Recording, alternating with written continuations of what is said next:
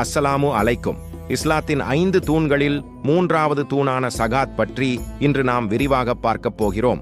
சகாத் என்பது வெறும் ஒரு கடமை மட்டுமல்ல, அது பொருளாதார சமத்துவத்தை ஏற்படுத்த அல்லாஹ் நமக்கு வழங்கிய ஒரு அருமையான கட்டளை. நம் சமூகத்தில் உள்ள ஏற்றத்தாழ்வுகளை குறைத்து சகோதரத்துவத்தை வளர்க்க இது ஒரு சிறந்த வழி. சகாத் என்றால் என்ன? சகாத் என்பது நம்முடைய செல்வத்திலிருந்து ஒரு குறிப்பிட்ட பகுதியை தேவையுள்ளவர்களுக்கு வழங்குவதாகும். இது வெறும் தானம் அல்ல, மாறாக இது நம்முடைய செல்வத்தை தூய்மைப்படுத்தும் ஒரு வழிபாடு.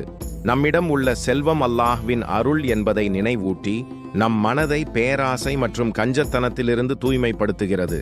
இந்த கடமையை நிறைவேற்றுவதன் மூலம் நாம் அல்லாஹ்வின் பேரருளையும் மகத்தான நன்மைகளையும் பெறுகிறோம்.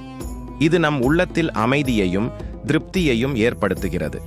ஒரு முஸ்லிமின் செல்வம், அதாவது தங்கம், வெள்ளி, பணம், வியாபாரப் பொருட்கள் போன்றவை ஒரு இஸ்லாமிய ஆண்டு முழுவதும் நம்மிடம் தங்கி குறிப்பிட்ட நிசாப் அளவை அடைந்திருந்தால் அதில் 2.5% சகாத்தாக கொடுக்க வேண்டும். இந்த சகாத் யாருக்கு சேர வேண்டும்?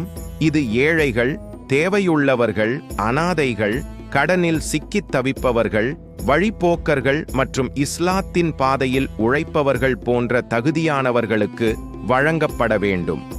இதன் மூலம் சமூகத்தில் பசியால் வாடும் மக்களின் துயரம் துடைக்கப்படுகிறது, குழந்தைகளின் கல்விக்கு உதவுகிறது, மேலும் பலரின் வாழ்வில் ஒளியேற்றுகிறது. நண்பர்களே, சகாத் கொடுப்பது என்பது வெறும் பணத்தை கொடுப்பது மட்டுமல்ல, அது நமது ஆன்மாவை தூய்மைப்படுத்தி நம் செல்வத்தை பரிசுத்தப்படுத்தும் ஒரு மிக உயர்ந்த வழிபாடு. நாம் கொடுக்கும் இந்த சிறிய உதவி அல்லாஹ்விடம் மிகப்பெரிய நன்மைகளை பெற்றுத்தரும். சகாத் கொடுப்பதன் மூலம் நாம் அல்லாஹ்வின் கட்டளைக்கு கீழ்ப்படுகிறோம், மேலும் அவனது அருளை பெற தகுதியானவர்களாக மாறுகிறோம். நம்முடைய செல்வத்தில் மற்றவர்களுக்கும் உரிமை இருக்கிறது என்பதை உணர்ந்து செயல்படுவோம். இஸ்லாத்தின் இந்த அழகிய தூண்களை பற்றி மேலும் அறிந்து அவற்றை நம் வாழ்வில் முழுமையாக நடைமுறைப்படுத்த முயற்சிப்போம்.